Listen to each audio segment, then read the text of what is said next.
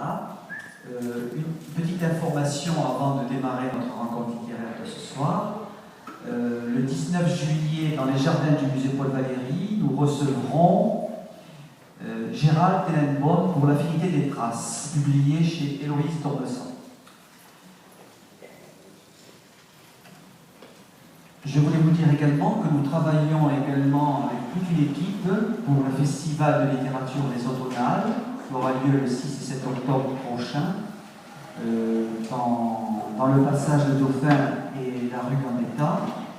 À ce titre, je vous l'ai dit, puis je vais vous le répéter, on va recevoir 60 écrivains. Et donc, il y aura pas mal d'animations, de conférences, des cafés littéraires, il y aura également des petits déjeuners d'auteurs, un atelier d'écriture, la dictée Jean Vilar, parce que le thème cette année, c'est la commémoration de la naissance du centenaire de Jean Vilar. Donc le thème, tout trouvé, ce sera Jean Vilar. Il y aura également des lectures de Jean Vilar, et puis il y aura un concert également de musique classique. Véritablement, nous aurons de très très belles animations pour ce festival. Sans oublier bien sûr que dans ces 60 écrivains, nous aurons une quinzaine d'écrivains régionaux et une quinzaine d'écrivains de Sète. Et dans les conférences et animations, on a discuté tout à l'heure avec René, il y aura une partie qui sera réservée bien sûr aux Sétois.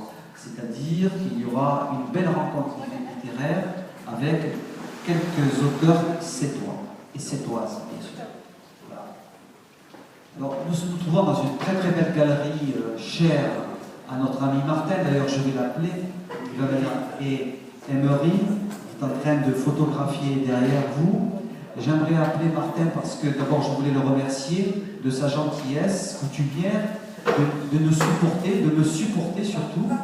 Et puis il va un petit peu nous expliquer, parce qu'il y a une très belle exposition de peinture d'un peintre chinois. Alors je ne voudrais pas m'avancer pour vous dire son nom parce qu'il est compliqué, mais lui il a l'habitude puisqu'il le côtoie déjà depuis de nombreux mois.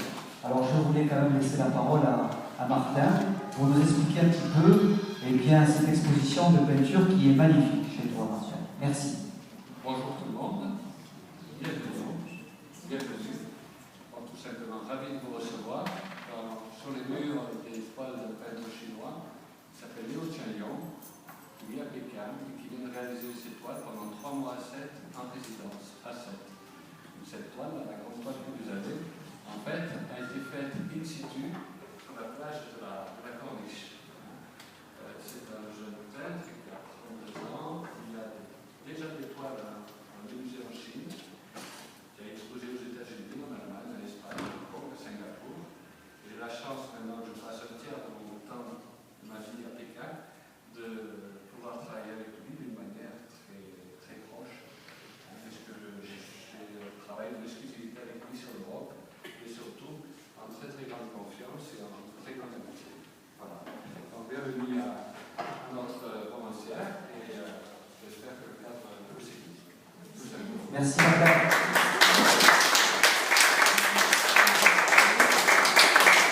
Peut-être qu'un jour on aura la chance de faire une rencontre littéraire africaine, n'est-ce pas, dans les bagages, pourquoi pas. Voilà.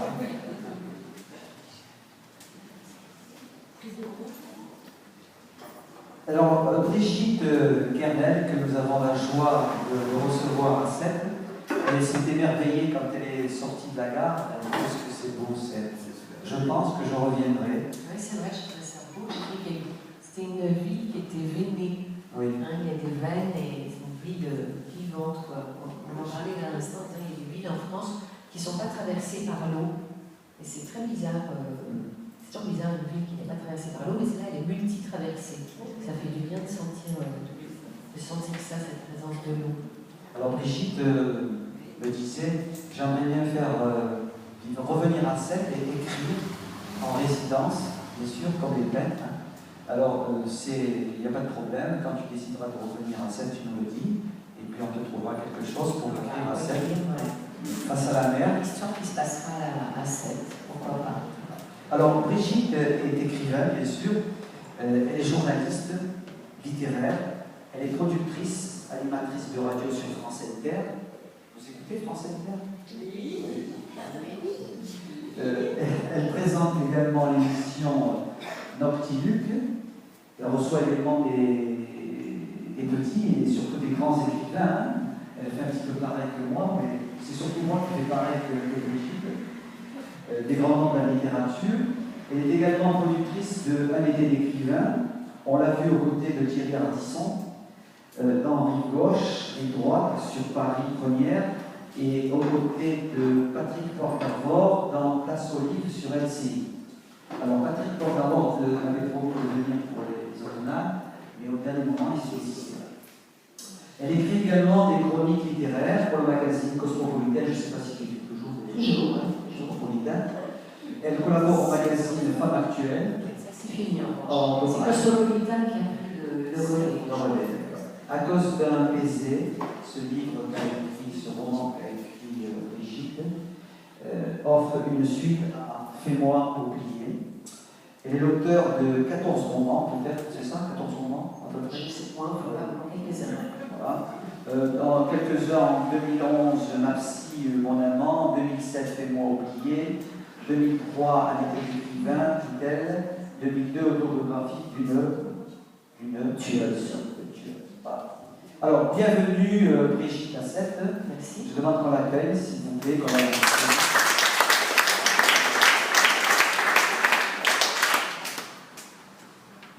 Alors, je vais lire un petit peu le synopsis de ce roman que tu as écrit, Brigitte, à cause d'un baiser, publié chez Flammarion. La question est, peut-on aimer deux personnes à la fois? Question. Alors, on pourrait répondre que oui. C'est ce qui se raconte un petit peu dans ce roman. C'est différent. Voilà. Il est vrai que dans ce scénario présent et dans un contexte particulier, la question est beaucoup plus épineuse. Ces acteurs ont comme nom, prénom, Léa, Marie, Olivier, j'en passe, à cause d'un baiser, oui, un baiser qui dure 2 heures. 2 heures et demie. 2 heures et demie. Et qui ensuite déroule toute une panoplie des aléas de la vie, parfois heureuse, parfois drôle, triste, mais ô combien évidente, ô combien d'actualité. En fait, je pense que c'est des questions qu'on se pose tous à un moment de notre vie. Alors, on se le pose déjà à l'adolescence, enfin, à l'adolescence, on passe plus vite dans notre amour, hein. On va en boîte, dans une bombe ou dans une partie, à une soirée, et puis on tombe amoureux ailleurs, ou avoir simplement un coup de cœur, et puis ça ne porte pas de conséquences. C'est vrai que dans la vie adulte, c'est autre chose, quand on vit depuis très très longtemps avec quelqu'un, et que tout à coup on est troublé par quelqu'un d'autre, il y a quand même une grande question qui se pose, c'est qu'est-ce que je fais? Vertige, un sort de gouffre. Et puis ensuite, mais qu'est-ce que je suis en train de faire? C'est qu'est-ce que je fais? Qu'est-ce que je suis en train de faire? Qu'est-ce que je vais faire? Et jusqu'où je vais aller? Alors là, en l'occurrence, je ne suis pas restée dans le schéma classique d'un homme et une femme, parce que ça a déjà été fait 10 000 fois de Madame Bovary à un livre, je veux dire, dans la littérature est pleine, l'histoire d'amour où on prend des personnages, un homme, une femme, et puis un autre homme ou une autre femme arrive. Là, j'ai pris un couple de femmes, dont une vivait pendant très longtemps avec un homme et a fini par partir avec cette femme. Bref, mais ce n'est que le point de départ, parce qu'en fait, c'est un livre qui parle du couple et de la façon dont petit à petit, sans qu'on s'en rende compte, on l'a vécu dans nos histoires, où on peut le vivre, mais c'est pas à souhaiter, mais pourtant, c'est la vie. Il y a des petites choses qui arrivent, ce que ma mère a appelé des petits agacements. Elle me le dit encore maintenant, elle me dit plus, elle me dit et redit, tu verras, ça commence par des petits agacements. Les petits agacements, c'est quoi? Parce que tu peux dentifrice, on trouvait ça charmant pendant des années de voir l'autre ne pas bouger son tube de dentifrice, on dit ah, ce qu'il est mignon, ou bien il a laissé son rasoir traîner, ah, ce qu'il est mignon, c'est joli, j'ai nettoyé moi-même le rasoir, regarde chérie, j'ai nettoyé le rasoir. Ça va? Ou bien, non, c'est oui, je vois tout de suite. Et ou bien après, c'est le tube de crème. Ah, le tube de crème, il l'a refermé aujourd'hui, c'est bizarre, les autres fois, il ne le referme pas. Après, c'est la porte qui claque un peu plus vite, ou bien au supermarché. supermarché, d'un seul coup on se dit, mais attends, c'est quoi sa pâte de chocolat favorite? Il a changé il y a un mois et je me souviens plus du tout de la pâte de chocolat, quoi, et on se trompe.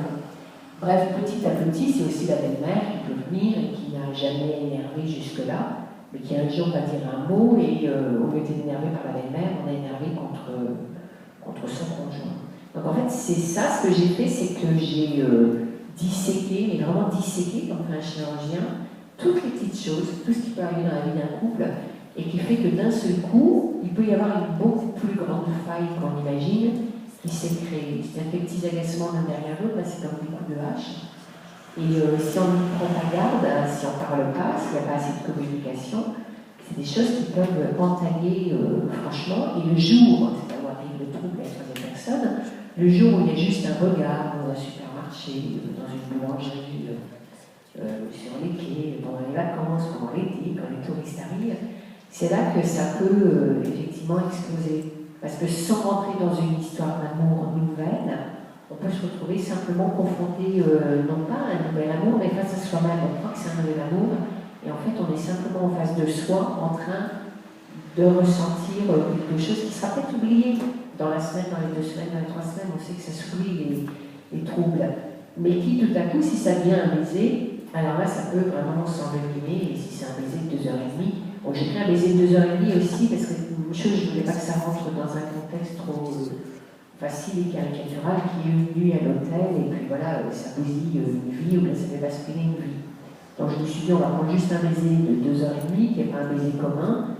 Je ne sais pas si quelqu'un a déjà embrassé 2h30, mais c'est ce qu'on fait à l'adolescence, c'est des choses qui appartiennent plutôt à un âge, en tout cas plus dans le temps, plus à rebours.